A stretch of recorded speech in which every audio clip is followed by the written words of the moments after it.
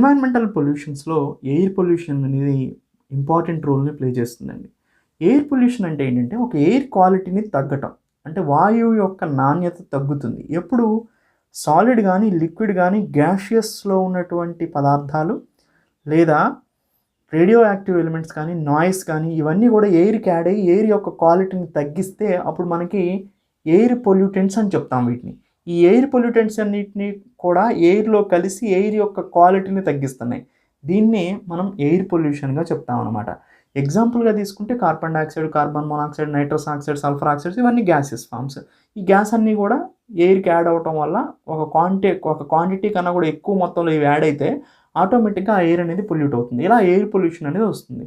And noise pollution కూడా one of the air పొల్యూషన్‌గా classify చేసింది. Air prevention and control of pollution act 1981 and 1987 కూడా amend చేయడం జరిగిందనమాట.